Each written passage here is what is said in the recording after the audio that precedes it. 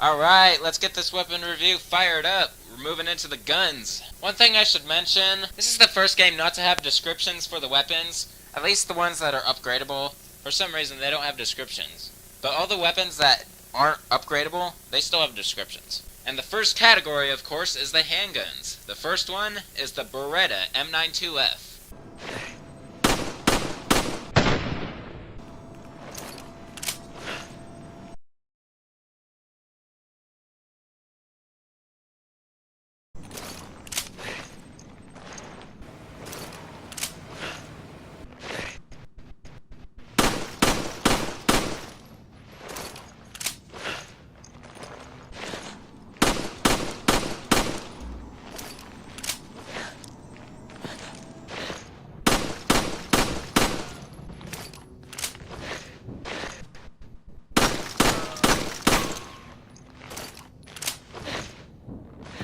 Alright, so I'm going to test the firearms just like I did in Resident Evil 4. First I'm going to test it as you buy it, completely non-upgraded, no upgrades at all. And then I'm going to test it fully upgraded. And about fully upgraded, they don't really have an exclusive upgrade like Resident Evil 4 in this one. It doesn't really matter that much since all the upgradable weapons don't have descriptions anyway. There are these special kinds of upgrades though, with some of the weapons, such as piercing ability, critical headshot, scope magnification when it comes to sniper rifles, stuff like that. But other than that, it's pretty much the same, just no exclusives.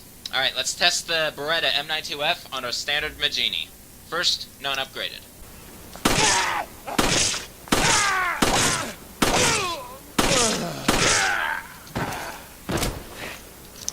Alright, so 7 shots from the Beretta M9T3 to take down a standard Magini in professional mode when it's not upgraded at all. Now let's test it fully upgraded.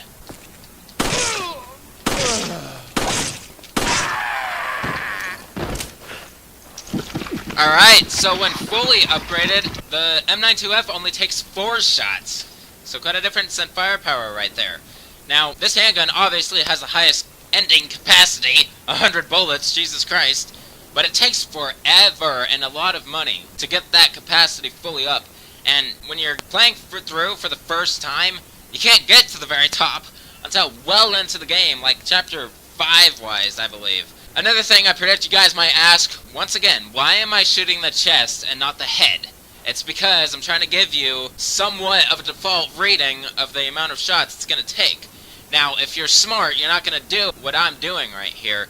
What you should do is headshots. Seriously, because something called a melee move, what you should do is always do a headshot when you're playing first time through, and then do the melee move. Or you could do an arm shot or a leg shot. A leg back move usually is insta-kill, except with Wesker and Mercenaries. But anyway, I'm just doing chest shots to give you a default rating, but when you're actually playing the game, I recommend headshots to melee. Save ammo. Alright, that is it for the Beretta M9T3. That's what got Alpha Team.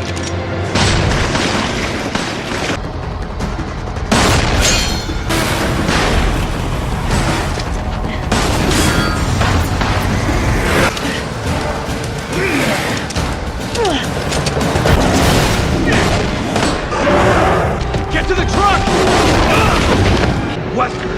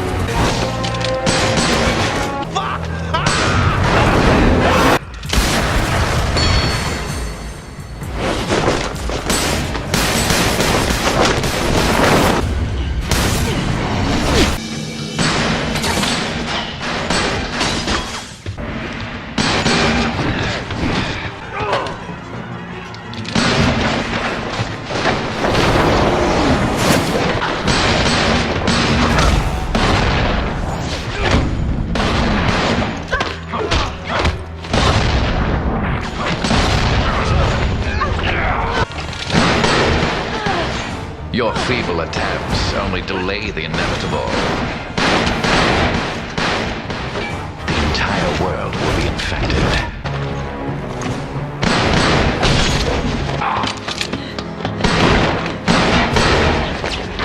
Like heck you will!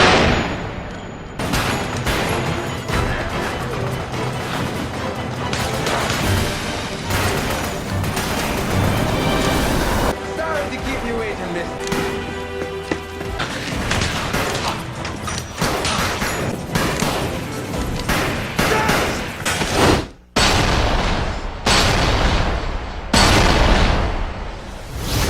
Now for the next handgun, the Heckler Koch P8.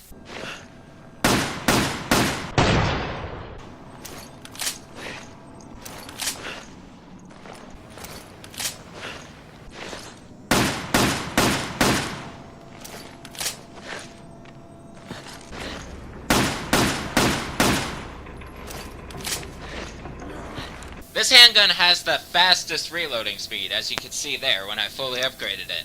Alright, let's test the Heckler Koch P8 on a standard Magini.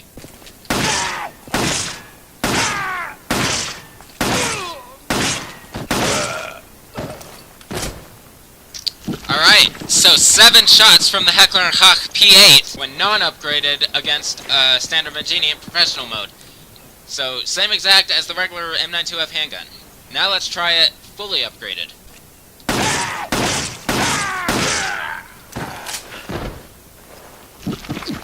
Alright, so the P8 also took 4 shots when fully upgraded. So the firepower difference between the P8 and the M9T3 isn't very different. But there is somewhat of a difference. You would see it somewhere.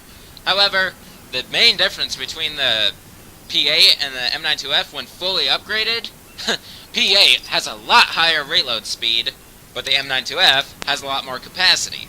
So there you go. Alright, that is it for the Heckler Koch P8.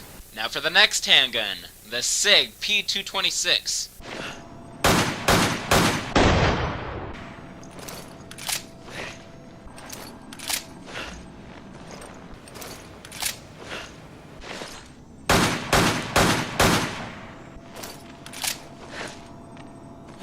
Alright, now let's test the P226 on a Magini, starting with non-upgraded.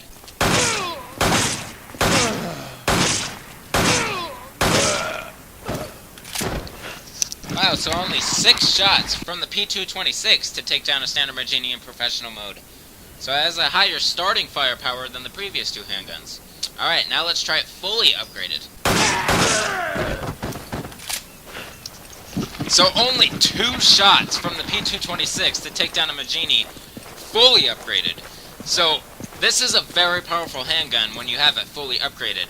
And I will say it now, even though I haven't reviewed any other handguns yet, it is the most powerful handgun in campaign when it's fully upgraded. Of course, there's a trade-off. It has the least capacity when fully upgraded, as well as the reloading speed is the slowest. But other than that, it's a pretty good handgun to have when fully upgraded. Alright, that is it for the SIG P226. Alright, now for the last handgun.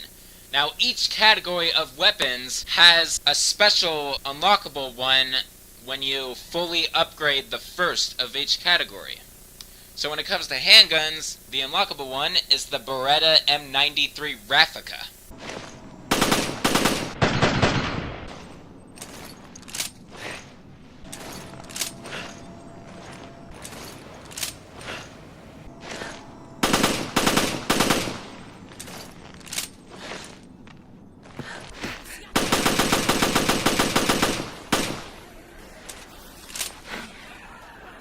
I just remembered that this wasn't the first game the M9T3R was featured in. It was actually featured in Code Veronica. It was Claire's main handgun, but it didn't start with burst fire. You had to get an upgrade in it to get the burst fire capabilities. But yeah, so cool. Alright, so let's test the M9T3R on a standard Magini. First non-upgraded.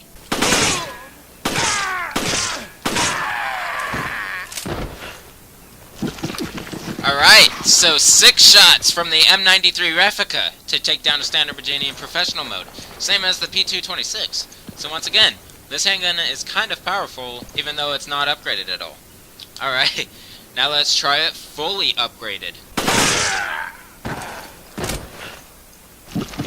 Alright, so only 3 shots from the M9T3 Raffica. Basically, 1 trigger pull to take down a standard Magini in professional mode. So, this handgun is not as powerful as the P226, but is still a pretty powerful weapon when it's fully upgraded. And you have burst fire on it, so it takes them down faster than the P226 if you really think about it. Anyway, when it comes to comparing with other weapons, I would say this could be the best all-around handgun, to be honest. The only drawback with this weapon, as the merchant puts it in Resident Evil 4, it uses up ammo rather quickly. Alright, that is it for the Beretta M9T3 Raffica. Sorry that I said last handgun, there's actually 3 more. Now the next one is the Beretta Px4. Now you can only use this with Jill Valentine in the Mercenaries, and it is her BSAA outfit.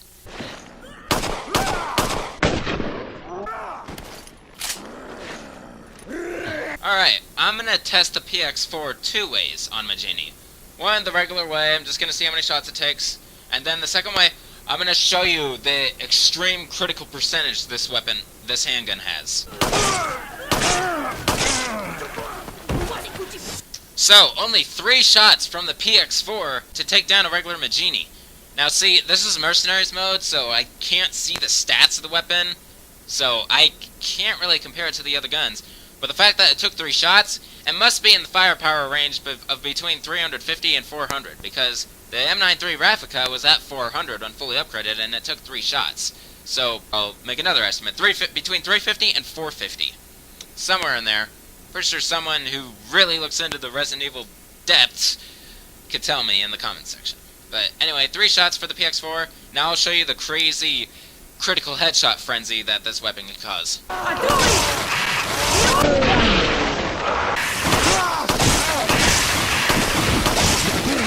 There is Jill's Beretta Px4 for you. Now for the next handgun, the Samurai Edge. And you can only use this one with Wesker in Mercenaries, with his Stars outfit.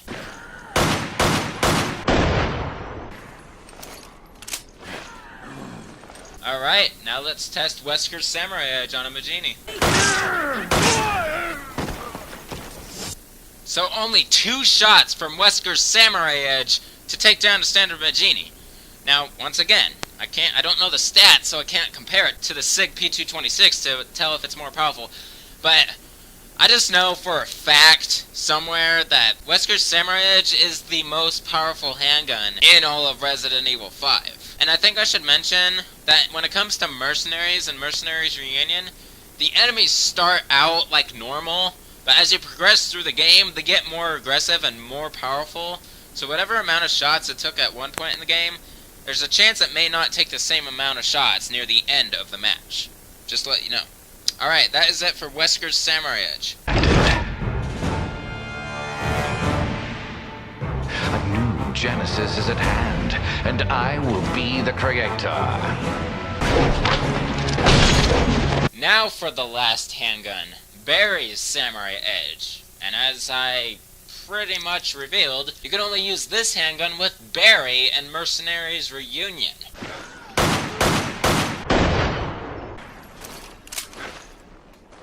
This is exactly the same Samurai Edge from Resident Evil Remake. So yeah, Barry's handgun, why wouldn't it be? Alright, now let's test this one on a Magini and see if it's any different from Wesker's Samurai Edge.